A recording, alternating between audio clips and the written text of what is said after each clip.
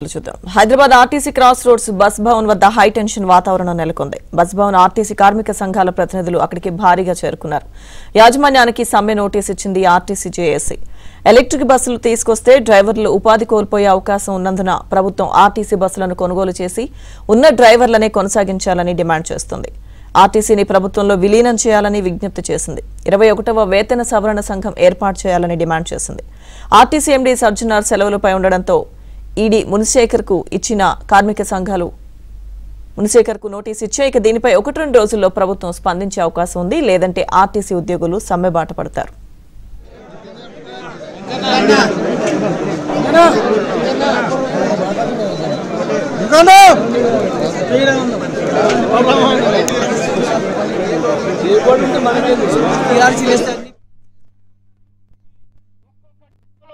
ఎనిమిది కోట్ల నుంచి 11 కోట్ల వరకు ఆర్టీసీ కార్మికులు జమ చేసిన డబ్బుని వాళ్ళకి ఇవ్వడం జరిగింది. డిపోని వాళ్ళకి హ్యాండ్ ఓవర్ చేయడం జరిగింది. దాని ద్వారా వాళ్ళ డ్రైవర్లే పనిచేస్తారు. ఇవాళ గ్యారేజీ కార్మికులకు ఉద్యోగాలు ఉండవు. తర్వాత వర్క్ షాప్లకు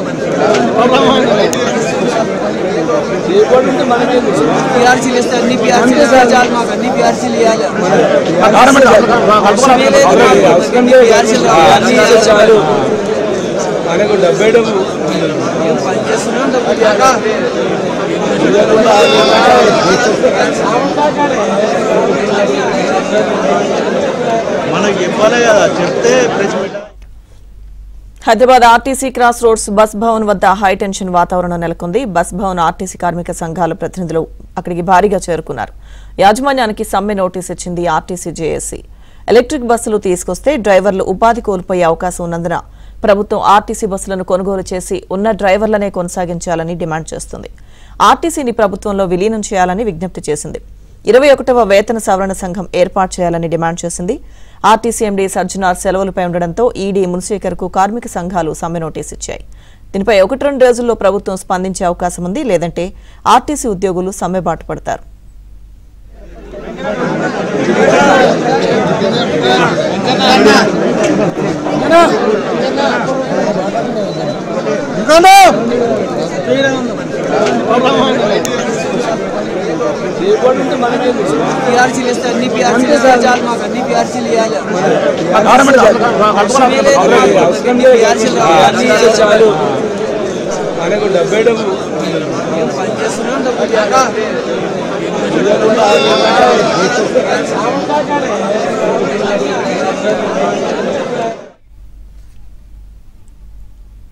బస్ భవన్ వద్ద నుంచి పూర్తి సమాచారం మా ప్రతినిధి నుమాన్ అడిగి తెలుసుకుందాం. నుమాన్,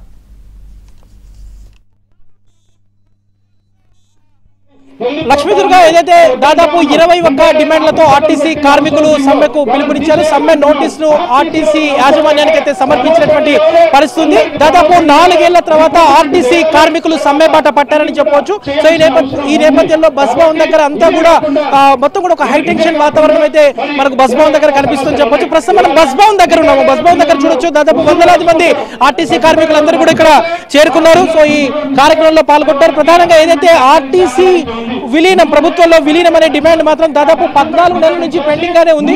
సో పెండింగ్ లో ఉన్నటువంటి డిమాండ్ ని తక్షణమే పరిష్కరించాలని కూడా డిమాండ్ చేస్తారు. దాంతో పాటు ఎలక్ట్రికల్ బస్సుల పేరుతో ఏదైతే పూర్తిగా ప్రైవేట్ భారం చేసేటటువంటి కుట్ర జరుగుతుందంటూ కూడా ఆర్టీసీ యాజమాన్యానికి, ఆర్టీసీ కార్మికులకి అల్టిమేటం జారీ చేశారు. తక్షణమే తమ పెండింగ్ లో ఉన్నటువంటి సమస్యలను పరిష్కరించాలనే డిమాండ్ తో మాత్రం దాదాపు ఆర్టీసీకి సంబంధించినటువంటి అన్ని యూనియన్లు ఈ సమ్మెలో పాల్గొంటున్నాయి.